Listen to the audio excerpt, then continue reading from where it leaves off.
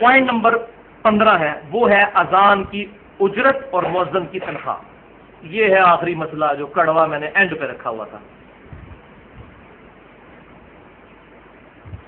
تو بھائیو سنن نبی داؤد اور جامعہ ترمذی میں حدیث موجود ہے کہ آپ صلی اللہ علیہ وسلم نے صحیح سند کے ساتھ اذان کی اجرت کے معاملے میں سختی فرمائی ہے، اور آپ صلی اللہ علیہ وسلم نے فرمایا اذان پر اس بندے کو نامزد کرو جو اذان کی اجرت نہ لے،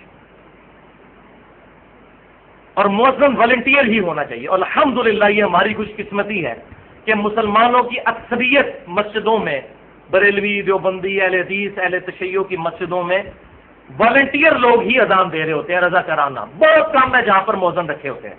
یہ الحمدللہ اجماع کی برکت آپ دیکھ لیں کیسا اتفاق ہو گیا اس مسئلے میں۔ تو لہٰذا اسی کو انڈورس کرنا، مسجد کے لیے اگر خدمت کے لیے آپ کو خادم رکھتے ہیں، اس کو تنخواہ دیتے ہیں، کوئی مسئلہ نہیں اس میں الحمدللہ۔ میں سورۃ البقرہ میں بتا چکا ہوں کہ جو اسلام کی خدمت کے لیے اپنے آپ کو وقف کرتے ہیں ان کی خدمت کرنے میں کوئی حرج نہیں ہے، لیکن جہاں آپ صلی اللہ علیہ وسلم پرٹیکولر منع فرما دیں تو وہاں پر ڈرنا چاہیے۔ اذان کی اجرت نہیں، ویسے آپ خادم مسجد کے لیے رکھا ہے، وہ اپنے شوق سے اذان دے دیتا ہے تو ٹھیک ہے دے، کیونکہ اس کا اجر تو آپ نے لینا ہے اللہ تعالیٰ سے۔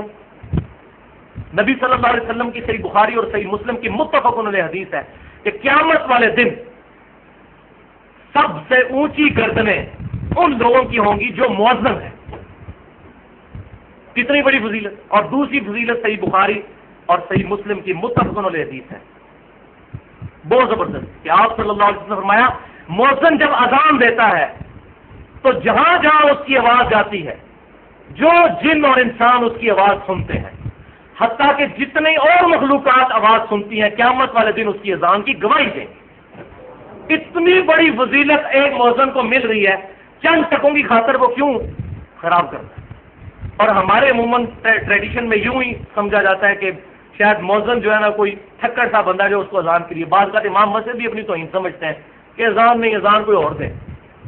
اذان تو فضیلت والی چیز ہے، شوق سے اذان دینی چاہیے۔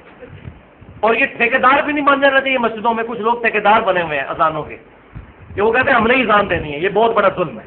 ہر مسلمان کو بڑھ چڑھ کر اجازت ہونی چاہیے کہ وہ اذان دے۔ اس معاملے میں جو ہے وہ سختی سے نہیں، اپنے بھائی کے لیے وہی پسند کرو۔ بخاری اور مسلم کی متفق علیہ حدیث ہے، تم میں سے اس وقت تک کوئی شخص مؤمن ہی نہیں ہو سکتا جب تک کہ وہی چیز اپنے بھائی کے لیے پسند نہ کرے جو اپنے لیے پسند کرتا ہے۔ تو اس میں جو مؤذن حضرات ہیں ان کو اپنا دل گردہ جو ہے ذرا کھلا رکھنا چاہیے۔